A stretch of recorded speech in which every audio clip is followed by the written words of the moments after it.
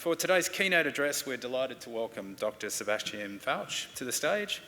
Sebastian is an Associate Professor in Urban Planning and Management at Western Sydney University and is an expert in the complex issue of urban heat.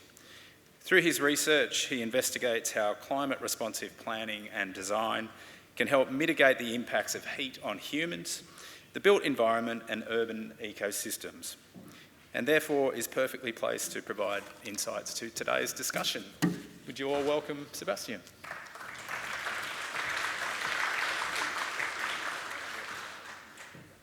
Good morning, everyone.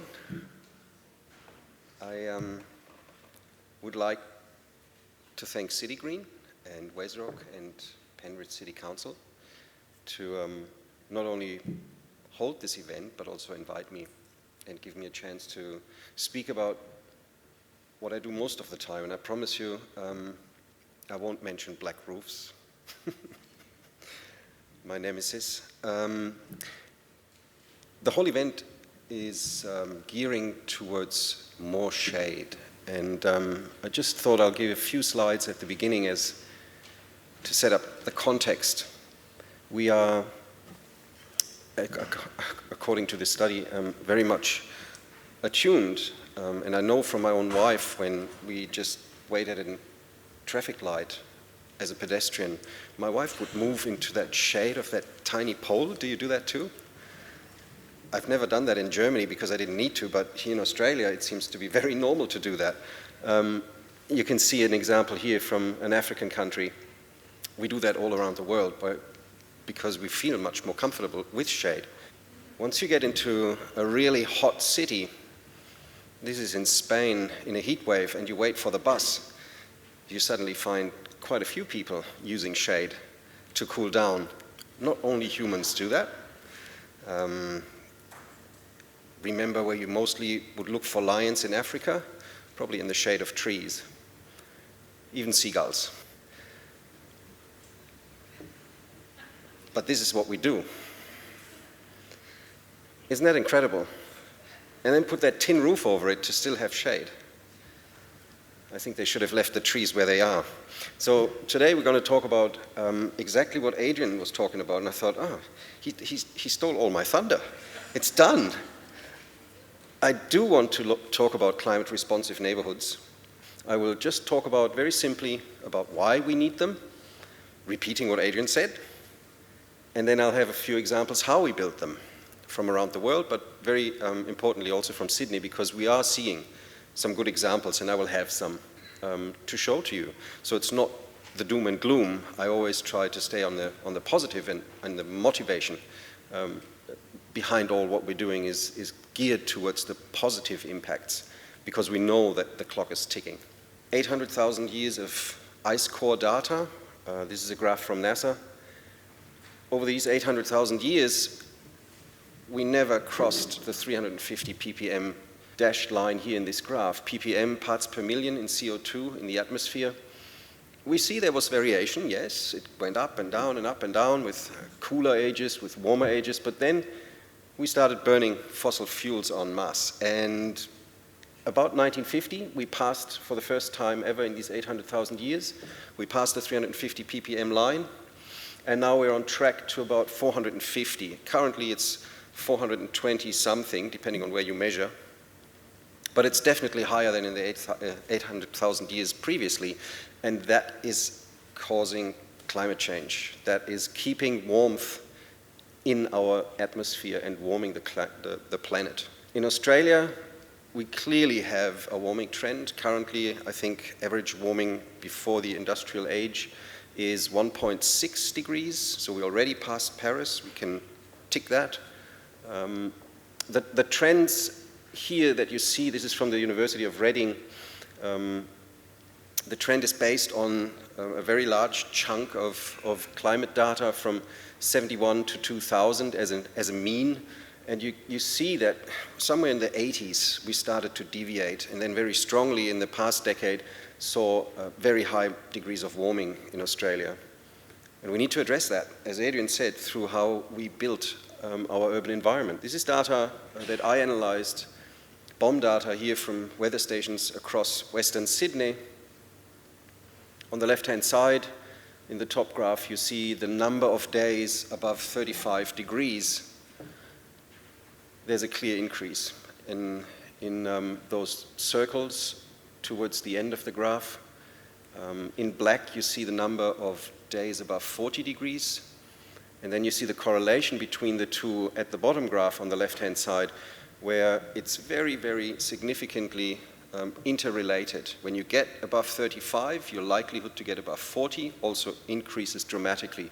So we're not only seeing general warming, but we will also see much more extreme heat that our urban population will be exposed to. There's a remake from the 2018 graph that the Australian Institute had provided.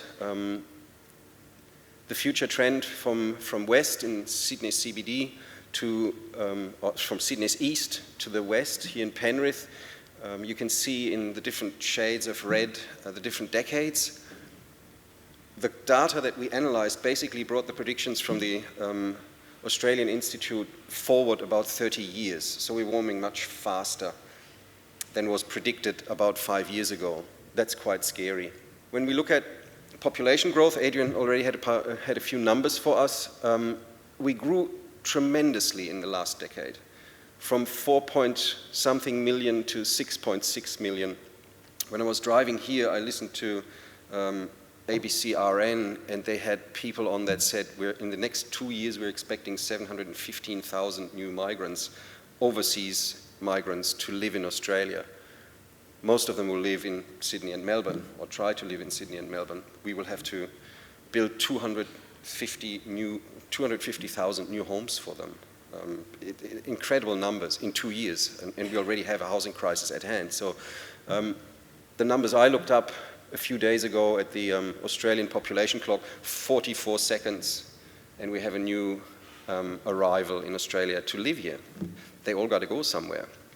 We have warming. We have an incredible population increase. What do we do? That's what we do currently.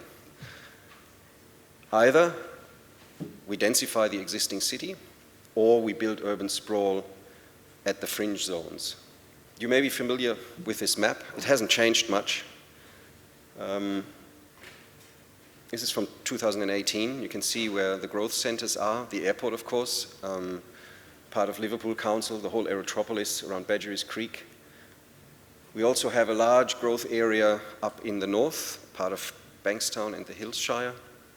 And then we have a very large new growth center down southwest with Wilton and the Campbelltown-MacArthur region. This is where we will put hundreds of thousands of people.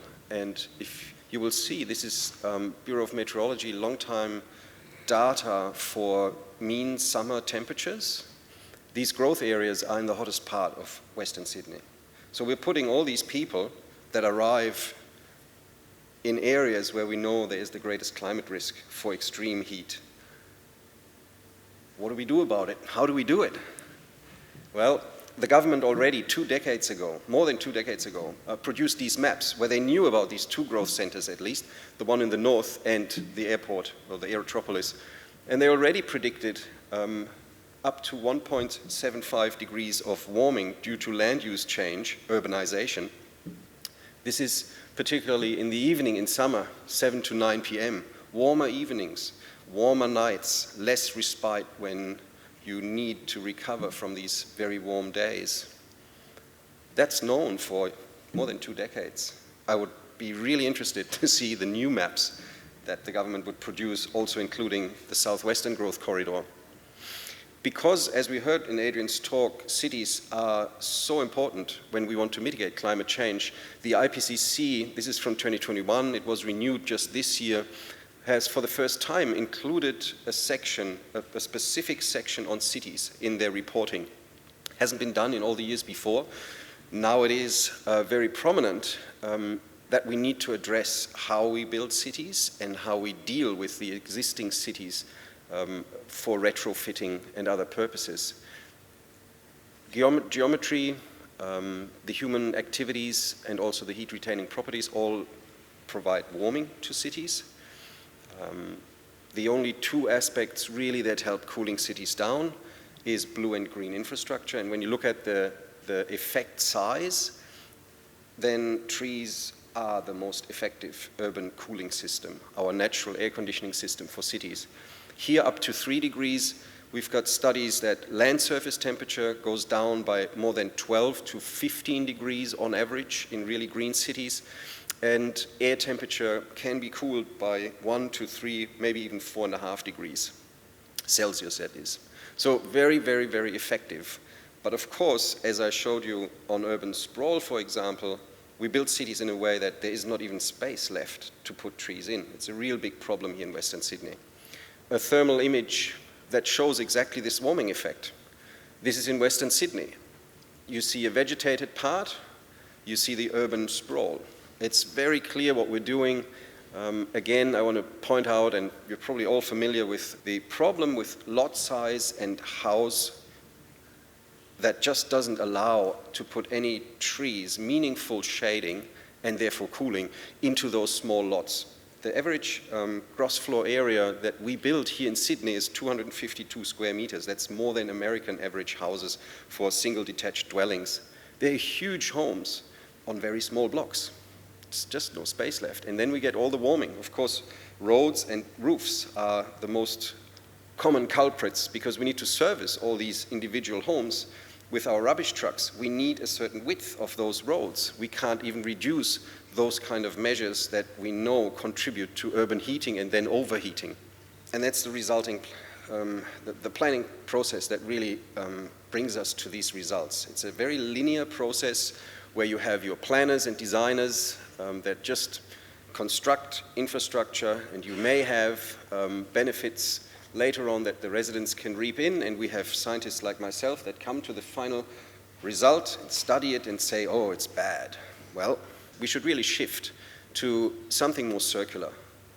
It makes much more sense to involve people like myself, but also the residents, planners, engineers at the very beginning, at the onset, where we design together to actually define the benefits that we want to achieve, and then have greater climate responsive neighborhoods. We need visionaries and we need visions.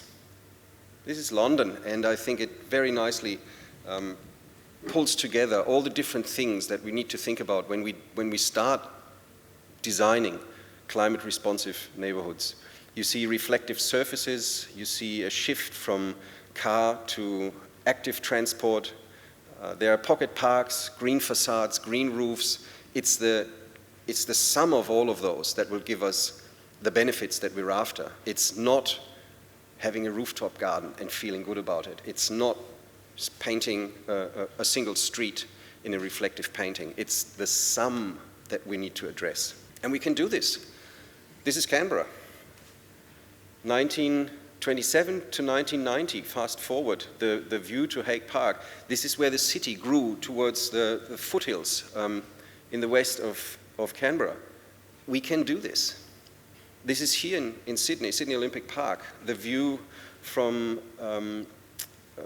the Badu wetlands up to the Trellage Tower. And that's even on landfill. So we even know how to build green infrastructure on landfill.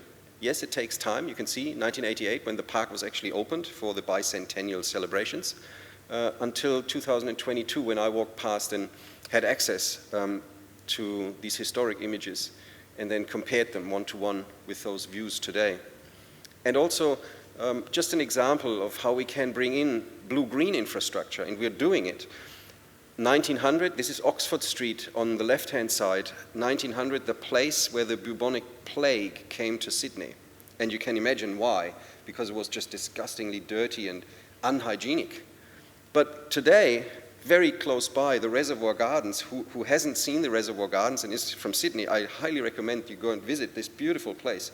It's absolutely serene. People come there to meditate. It's very, very nicely done, integrating blue and green.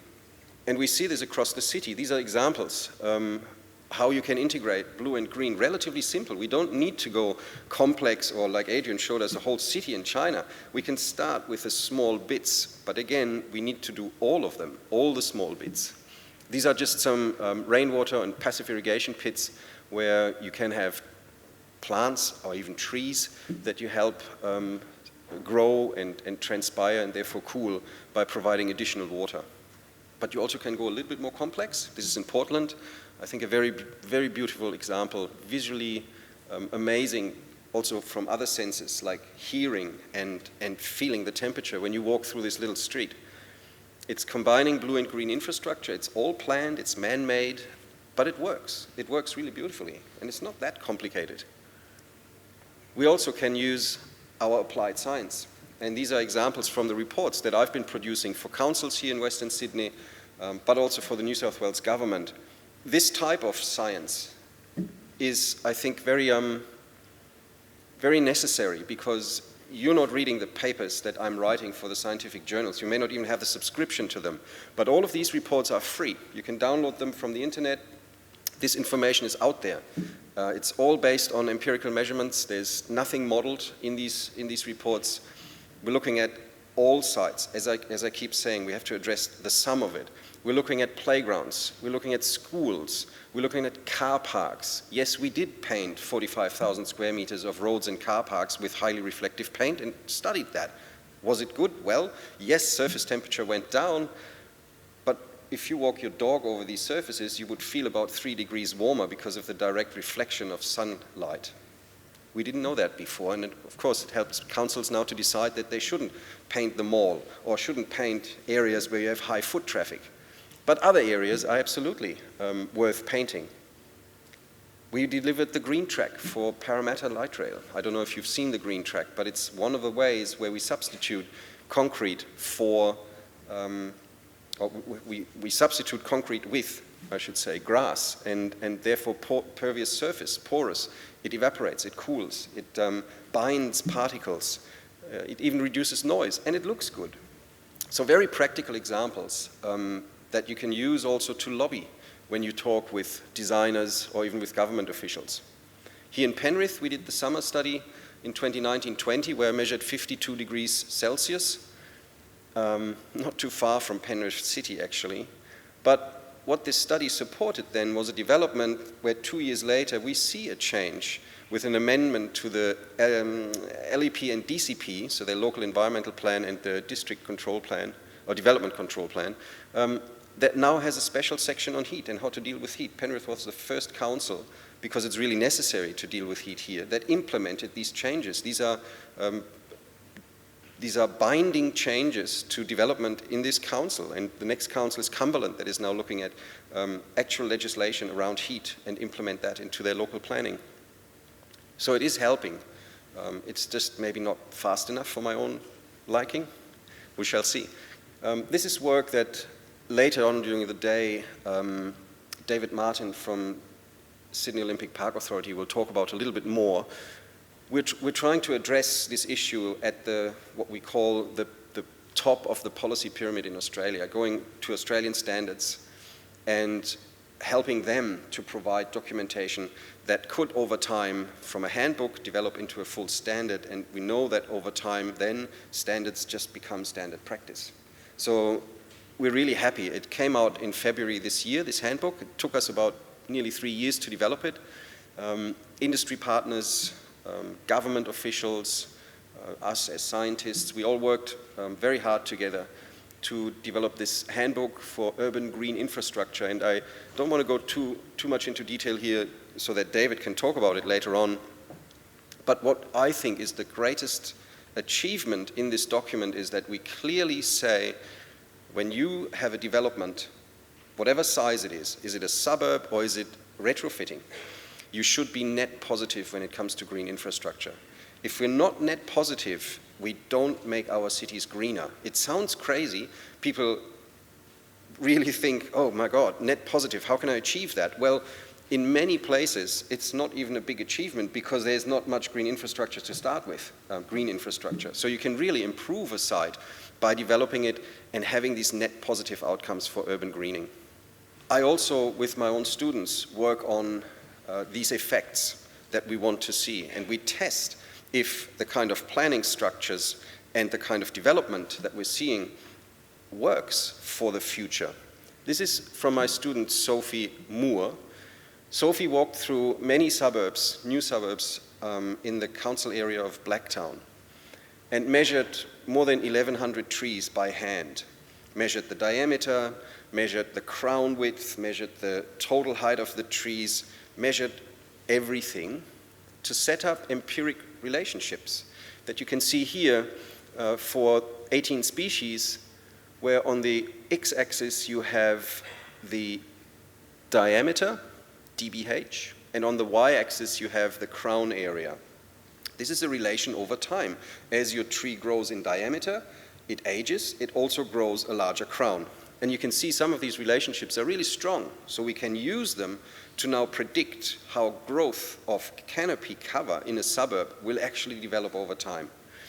You can see on the right-hand side that she grouped various tree species in group 1, 2, 3, 4 that give you larger or smaller canopy over time. Think about a bottle brush compared to a corymbia as an extreme example. So you get classifications that you can then use to develop estimates for canopy cover. So these are 3 scenarios based on these relationships. 20 years of canopy growth in Western Sydney. What do we get in different planting scenarios? We've got 3 scenarios. The first one has a mix, which is called the common size. So this is what we're actually seeing in the ground, what is actually planted in terms of trees. 33% of smaller trees, or medium-sized trees, I should say. Then group 3 was smaller trees, and group 4 were really small trees. The second scenario changes slightly, and then you have a scenario maximum size where you really only plant the big trees to see what happens. If we go crazy, we know people don't like big trees, they like medium and small trees. So if we go crazy and we give them only big trees, where do we end up in 20 years' time based on these empiric relationships? We not even get to 25% when the average target that we've got to achieve is 40%. The government never defined 40% over what time. I always found that very interesting because it could be over 100 years. Yeah, great target. We think 20 years is reasonable looking at the predictions that I showed you before about where heat in Western Sydney is going. We don't have 100 years.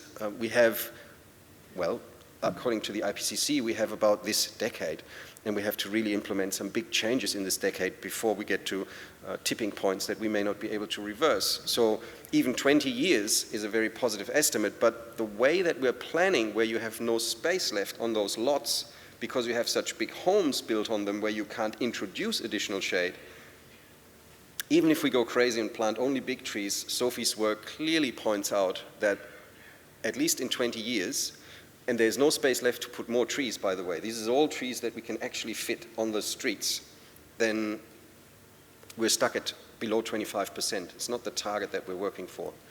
It's not enough shade. So we really need to move away from this. It's absolutely time to change this. Adrian, I was very happy to see in your slides that you're also looking at density, and we call this climate smart urban design, where you really have clusters of high density and then you leave the remaining space open to do exactly what we heard from Adrian, give nature space, have blue and green infrastructure working for us there. And even this, I still say, this is not good enough.